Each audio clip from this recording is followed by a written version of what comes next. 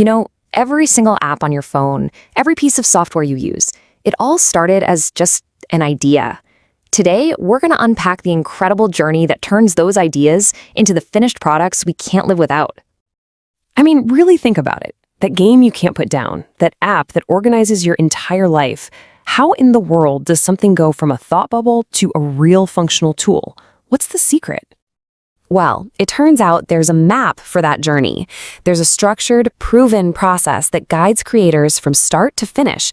It's called the Software Development Lifecycle, or as you'll hear it called all the time, the SDLC. So what is it really? At its heart, the SDLC is a framework. It's a set of steps, a kind of recipe designed to help teams build amazing software without going completely over budget or way past their deadlines. It's all about quality and efficiency. Now, to really appreciate the SDLC, you gotta understand what came before it. The early days of software development were kind of the Wild West. It was this chaotic build and fix mess that was super unpredictable and, honestly, crazy expensive. The SDLC was created to bring order to that chaos, turning it into a process you can actually manage and predict. So, why do we even need this map? What's the big deal? Well, it all comes down to delivering value and, not getting totally lost and running out of resources along the way. And here's the real business bottom line. A good SDLC helps you minimize the risk of a project just completely falling apart. It gives you a handle on costs because you catch problems early. And this is a big one. It makes sure the business folks and the tech folks are actually building the same thing, creating a steady, predictable way to deliver value. Okay, so if the SDLC is our map, it must have some key landmarks, right? These are the core phases, the main stops on the journey that pretty much every software project has to go through.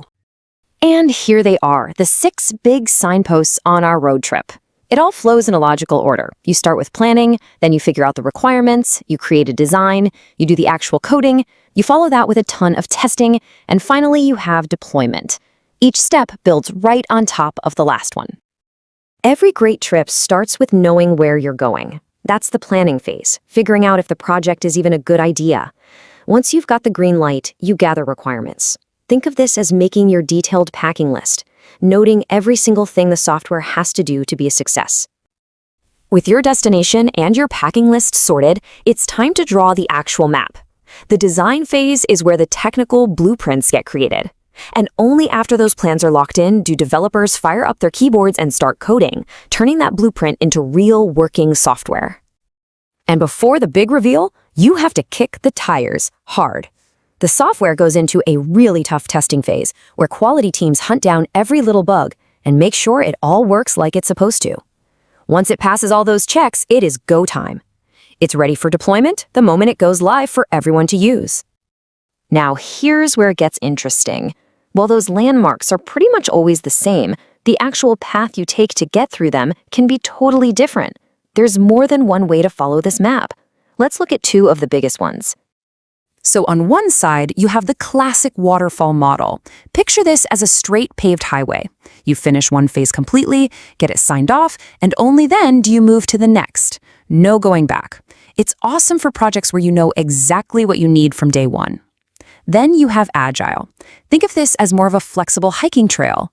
You work in these short, fast bursts called sprints. At the end of each sprint, you have a little piece of working software you can show people. It's all about adapting and welcoming changes as you go. But look, whether you're cruising down that highway or hiking the scenic trail, there are some essential tools you absolutely need in your backpack to make sure the journey goes smoothly. These are kind of like the universal keys to a successful project. They aren't tied to one specific method. They're just core principles that make any journey better, no matter which path you're on. So what's in this toolkit? 4 key things. First, iterative refinement. That just means you're always looking for ways to make things better. Second, early stakeholder feedback. You gotta talk to the people who are actually going to use this thing. Third, traceable requirements, making sure every feature you build ties back to a real goal. And finally, continuous risk management, basically always keeping an eye on the road ahead for any potential problems. So you did it. You planned, you designed, coded, tested, you've reached the destination and deployed the software. Is the journey over? Time to pack up and go home? Not quite. This is where a lot of people think the map just ends, but in reality, a whole new chapter is just beginning. See, this is what puts the life cycle in the name. Once software is out there in the wild, it enters a continuous loop. People find bugs that need maintenance. They ask for cool new features, which leads to enhancements. All that feedback creates new requirements, and boom, the whole cycle kicks off all over again. It's how software stays alive and useful. So there you have it, the map that guides a simple idea from just a thought to a powerful tool that can end up in millions of hands. It brings order, it cuts down risk, and it makes sure you're actually building something valuable. So the only question left is, now that you have the map, what are you going to build?